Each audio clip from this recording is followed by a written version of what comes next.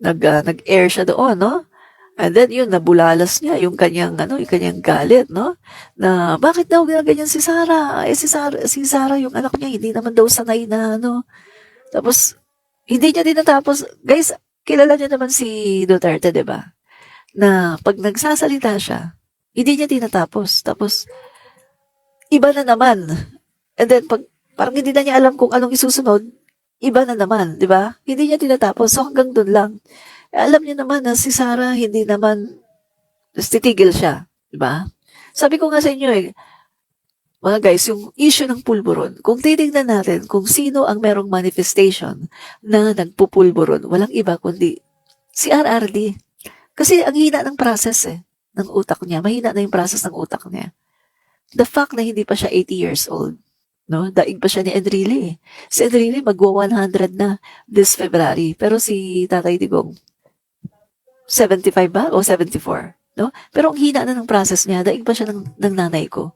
Ang nanay ko magi 80 years old kapag nagsalita, tuloy-tuloy ang thoughts. Walang tigil-tigil. Alam niya kung anong sasabihin niya. Matalas ang pag-iisip, no? So, na ano ko lang yun, no? Kasi yung the way ng pagsasalita ni Tatay Digong, no? Ganon. So, stop siya. Nang ibig niyang sabihin, mga guys, kung itinutuloy niya yung kanyang mga sentences, ang ibig lang niya sabihin, huwag niyong ganyanin yung anak ko. Kasi yung anak ko, hindi yan sanay na natatanggihan. Parang ganon. Kasi nga, di ba, hindi daw sanay si VP Sara Duterte na napapahiya. And even mga guys, kahit yung mga nag-testify, no, na mga nakakakilala sa kanya, hindi nga daw yan sanay talaga na napapahiya. At hindi din daw sanay na sumasagot doon sa mga batikos. Kasi sa Davao, mga guys, ganito pala ang sistema. Sa Davao, hindi daw pala yan talaga sumasagot ng diretsa. Meron daw yan palaging spokesperson na tagasagot para sa kanya. So, hindi talaga siya sanay na makipagdebate or talagang makipag-debate doon sa issue na naka-focus sa issue. Kita niyo mga guys, Risa Hontiveros, tinanong siya tungkol sa confidential funds. Anong sinabi niya? Imbes na sagutin ng maayos, anong sinabi niya? Diba? Makikita nyo, imbis na sumagot siya ng maayos, ang sinabi niya kay Risa Hontiveros ay hindi naman daw niya nire-respeto. No? So doon pa lang, bakit hindi mo kayang sagutin ng maayos yung tanong sa'yo tungkol sa confidential funds? Bakit kailangan mo sabihin na hindi mo nire-respeto? The fact na DepEd Secretary ka, pagkatapos ganyan yung sasabihin mo, hindi mo nire-respeto? Parang may mali talaga doon mga guys, no? Kasi nga, yun yung kanyang defense mechanism para iiwas yung issue. Kasi, ang alam niya mga guys, meron siyang pagkakamali. Meron siyang dapat sagutin, pero hindi nga niya kayang sagutin. Kaya, ang defense mechanism niya, sinasabi na lang niya na hindi kita nire-respeto. Ganyan-ganyan, di ba?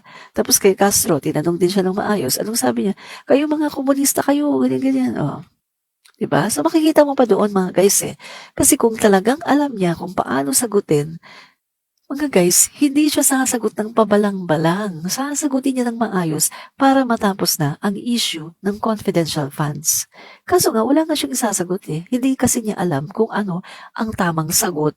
Dahil hindi naman talaga nagastos ng tama yung 125 million in 11 days. Yun ang dahilan, no? Sandali bago ko ituloy mga guys, Prince AJ, hi Admin Rich, musta na? Okay naman po.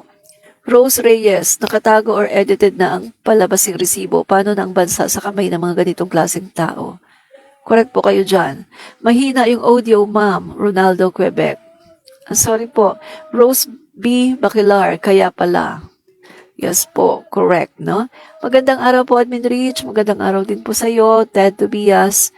Good day, Idol, Alex Yano. Good day din po. Maria Lea Ombion, watching from Cainta Rizal. Thank you po sa panunood. Marami po salamat sa panunood. And then, yeah.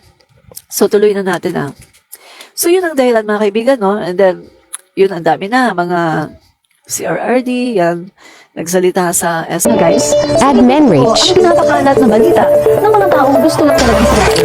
Comentarista. Nakita naman natin na ang kanilang mga pinapakalat ay walang katotohanan. Paano pa man karami ng mga taong sa iyo ay gagalit, ang talaga naman ikaw ay hindi ba? Pero, galingan mo lang. Dagdagan mo pa, mga kaibigan. At the end of the day, performance doesn't lie. Muli, si Admin Rich. Fight fake news, expose the truth. Fight fake news and expose the truth. Fight fake news and expose the truth. Fight fake news, Guys, mula expose po